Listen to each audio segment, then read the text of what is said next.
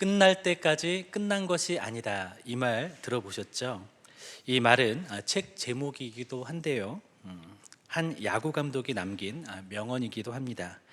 요기 베라라고 하는 분은 1940년대 후반부터 1950년대까지 뉴욕 양키스에서 한 시대를 풍미했던 아주 훌륭한 포수 선수였습니다. 요기 베라는 선수 시절에 우승 반지로 무려 10개나 받았습니다. 그리고 올스타에 15회나 선정이 되었다고 합니다.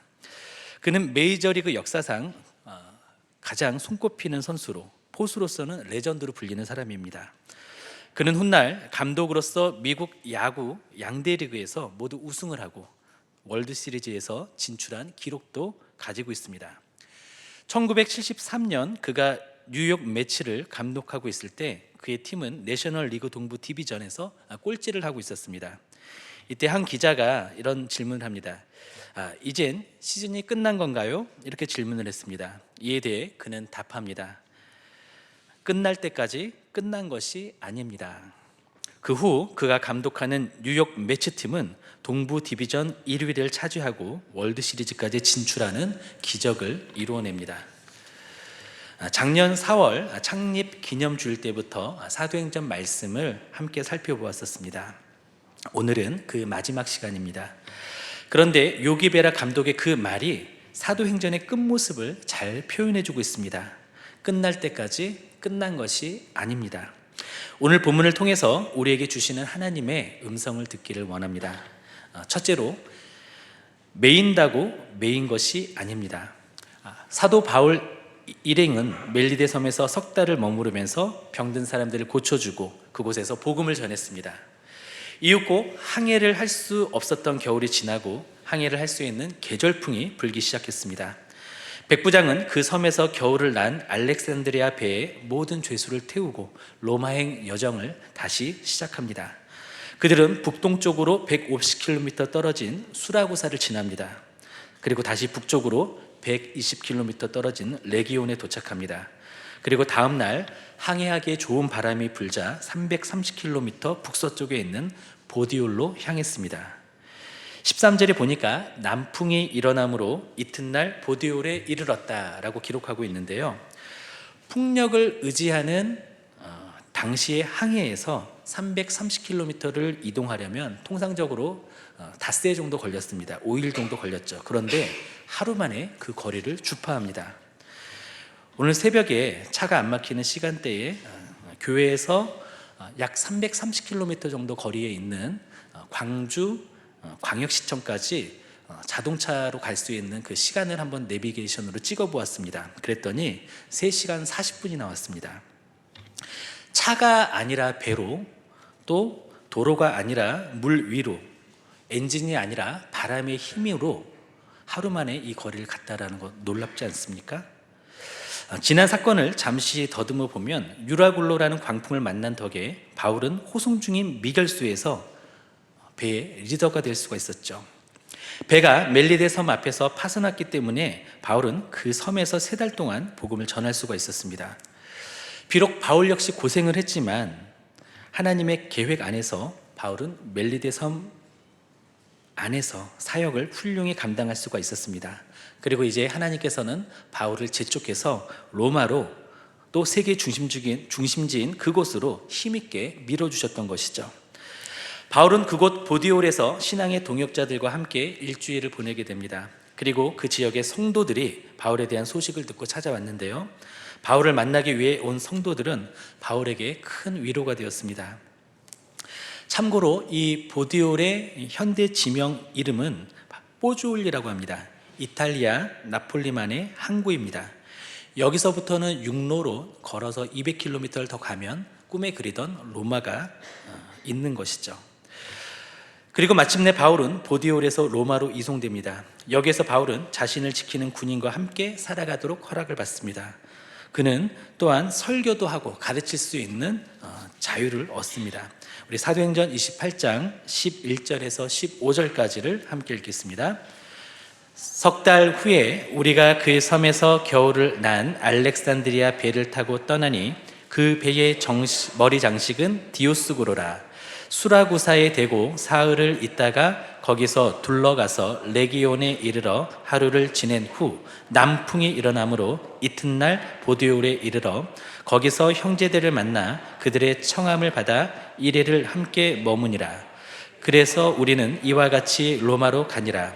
그곳 형제들이 우리 소식을 듣고 아비오 광장과 트레이스 타베르네까지 맞으러 오니 바울이 그들을 보고 하나님께 감사하고 담대한 마음을 얻으니라.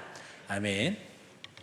재미있는 것은 15절에 보니까 그곳 형제들이 맞으러 나왔다라고 기록하고 있죠. 이 맞으러의 원어인 아판테시스는 수행단이 시외까지 나가서 고관을 영접해서 안내한다라는 뜻을 가지고 있습니다. 대개 경사에 이런 단어가 쓰였죠.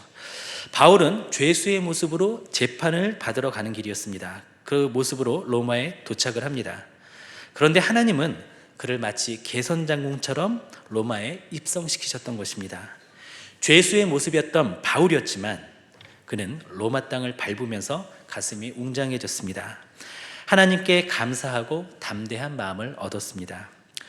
우리 사도행전 1장을 한번 기억해 볼까요? 1장은 어떻게 시작하죠? 오직 성령이 너희에게 임하시면 예루살렘과 온 유대와 사마리아와 땅끝까지 이르러 내 증인이 되리라, 이렇게 말씀하셨죠. 당대에 있어 로마는 충분히 땅끝이었습니다. 이로써 땅끝까지 이르러 내 증인이 되리라 라고 말씀하신 예수님의 약속이 성취되는 것이죠. 이렇게 로마에 입성한 바울은 2년 동안 셋집에서 머물게 됩니다. 바울은 아직 정식으로 기소가 되기 이전이었지만 그렇다고 완벽한 자유인의 신분도 아니었습니다. 그렇다고 그가 다른 범죄 혐의자들처럼 감옥에서 재판을 위해 대기하고 있었던 것은 아닙니다. 셋집을 얻어서 가택 연금 상태에 있었습니다. 그는 그러한 상태로 대기를 했고 그를 지키는 군인은 2명도 아니고 한 사람이었습니다. 바울은 그곳에서 자유롭게 사람들과 만날 수가 있었습니다. 바울은 그곳에서 자신을 보러 오는 사람들을 맞이하면서 2년 동안 아무런 방해 없이 복음을 전할 수가 있었습니다. 그가 로마의 미결수라는 그 사실이 오히려 안전한 생활을 할 수 있도록 하나의 보장 장치가 되었습니다. 과거에는 바울을 시기하는 유대인들이 바울을 해치려는 시도를 자주 했었죠. 늘 있어 왔습니다. 그러나 황제가 있는 로마에서 또 로마 군인이 지키고 있는 이 상황에서 그들은 더 이상 그럴 수가 없었습니다. 바울은 여전히 미결수의 신분으로 매여 있었지만 매인 것이 아니었습니다. 만일 바울이 자유인으로서 로마에 왔다면 그는 여전히 위험에 노출되었을 것입니다. 그리고 정치 권력자들에게 복음을 전할 수 있는 기회가 없었을 것입니다. 그의 매임은 매임이 아니라 오히려 하나의 돌파구가 되었던 것이죠. 매임은 매임이 아닙니다. 다침은 다침이 아닙니다. 막힘은 막힘이 아닙니다. 여러분들께서 혹시 그러한 매임과 막힘과 닫혀있는 상황에 처하셨다면 합력하여 선을 이루실 하나님을 바라보시면서 끝까지 기도하며 믿음의 삶을 살아내시기를 바랍니다. 둘째로, 예배한다고 예배하는 것이 아닙니다. 로마로 이송된 바울은 자신을 지키는 군인과 함께 살아가도록 허락을 받았습니다. 바울은 또한 설교를 하고 가르칠 수 있는 자유도 얻었습니다. 그러나 바울은 가택 연금 상태라서 회당에는 갈 수가 없었죠. 그래서 유대 지도자들을 자신이 있는 곳으로 초대를 합니다. 바울은 자신을 찾아온 유대인 지도자들에게 자신이 아무런 잘못을 저지르지 않았지만 로마의 군인들에게 넘겨졌다고 해명을 합니다. 로마인들은 자신을 신문하고도 아무런 잘못을 찾지 못했지만 그래서 풀어주려고 했지만 유대인들이 반대를 했기 때문에 바울은 가이사에게 항소했고 재판을 기다리고 있는 중이라고 해명을 합니다. 바울이 그렇게까지 말했던 이유는 바울이 자신의 민족을 고발하는 반유대주의자라는 오해를 받을 수 있었기 때문입니다. 그는 그것을 미연에 방지하기 위해서 미리 해명을 했던 것이죠. 바울은 자신이 이렇게 매인 이유가 이스라엘의 소망 때문이었다라고 말합니다. 그것은 그들이 알아들을 수 있도록 그들의 언어로 바로 복음을 다르게 표현한 것이죠. 우리 사도행전 28장 20절 말씀을 함께 읽겠습니다. 이러므로 너희를 보고 함께 이야기하려고 청하였으니 이스라엘의 소망으로 말미암아 내가 이 쇠사슬에 매인 바 되었노라. 아멘. 그런데 로마의 유대인들도 이스라엘의 소망을 정치적인 것으로 또 현세적인 것으로 생각을 했습니다. 그들은 메시아가 와서 로마를 정복하고 자신의 민족을 세계를 통치하는 그러한 통치하는 민족으로 하나님께서 삼아 주실 것이라고 기대를 하고 있었습니다. 그들이 소망했던 것은 죄의 정복이나 천국이나 하나님의 영광이 아니라 바로 현세의 축복이었던 것이죠. 어쨌든 그들은 바울이 믿는 것에 대해 들어보기로 했습니다. 22절 말씀입니다. 함께 읽겠습니다. 이제 우리가 너의 사상이 어떠한가 듣고자 하니 이 파에 대하여는 어디서든지 반대를 받는 줄 알기 때문이라 하더라. 아멘. 그들에게는 진리의 도를 구하는 구도자의 자세가 없었습니다. 복음을 새롭게 등장한 사상 정도로 여겼고 그것이 이슈가 되니까 그 이유를 파악하기 위해 바울을 찾아왔던 것이죠.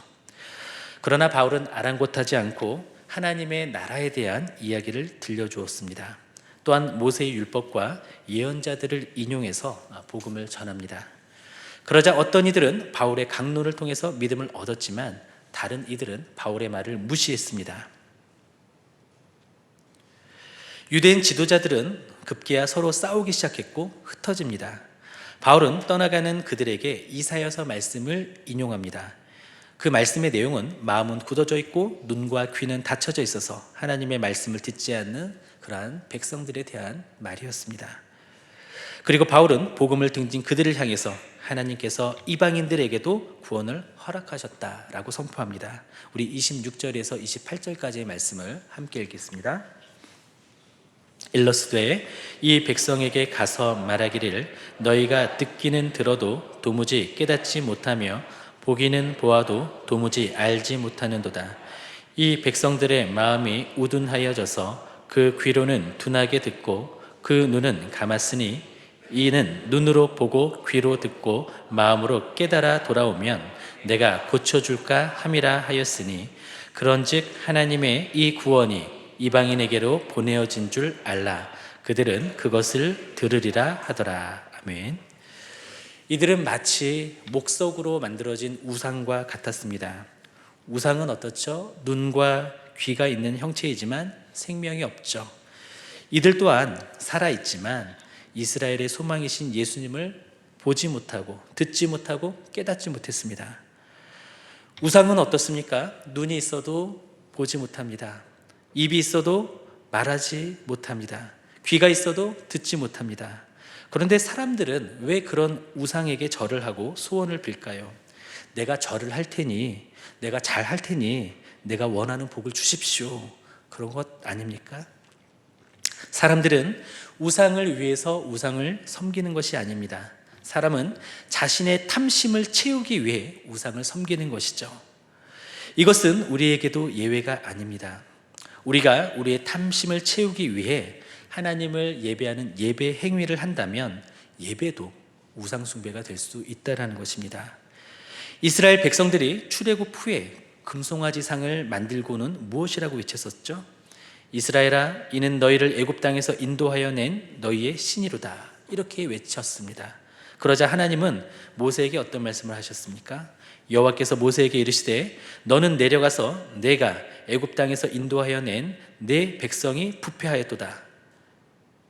그들이 내가 그들에게 명령한 길을 속히 떠나 자기를 위하여 송아지를 부어 만들고 그것을 예배하며 그것에게 제물을 드리며 말하기를 이스라엘아, 이는 너희를 애굽 땅에서 인도하여 낸 너희 신이라 하였도다. 이처럼 하나님을 형상화해서 그것을 섬긴다고 해도 그것은 우상 숭배인 것입니다. 그러므로 예배한다고 다 예배가 되는 것은 아니죠. 그렇다고 하나님께 복을 구하지 말라는 것은 아닙니다. 하나님은 만복의 근원이십니다.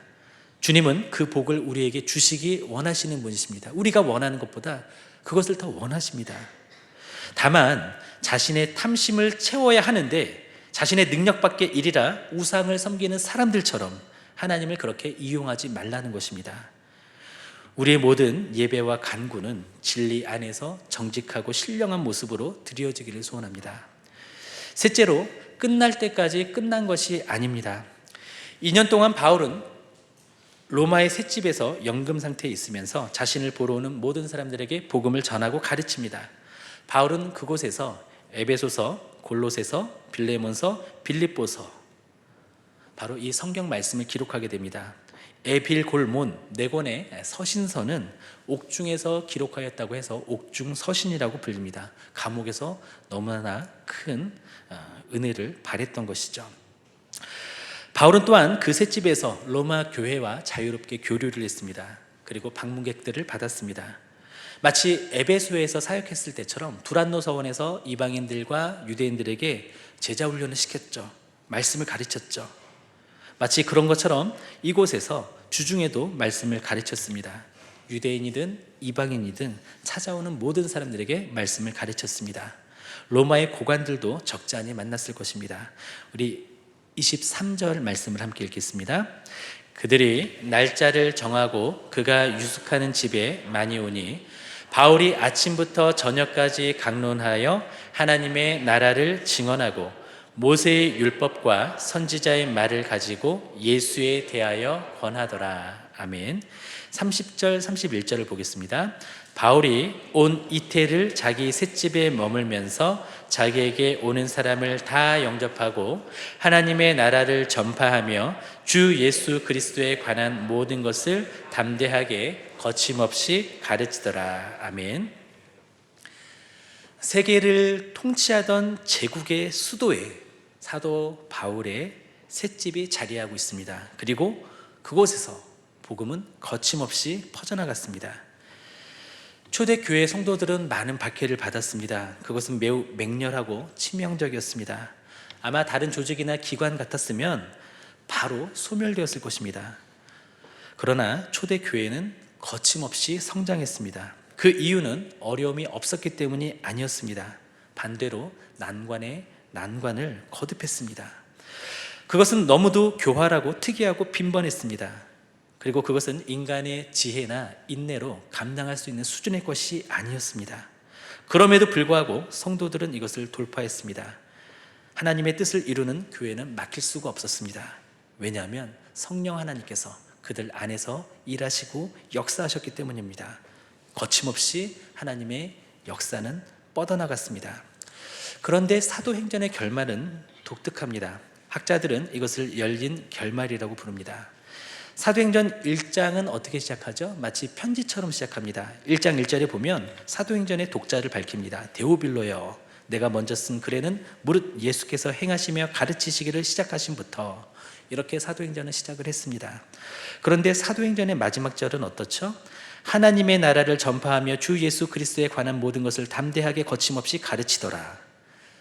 끝인데 끝이 아닌 모습으로 끝납니다.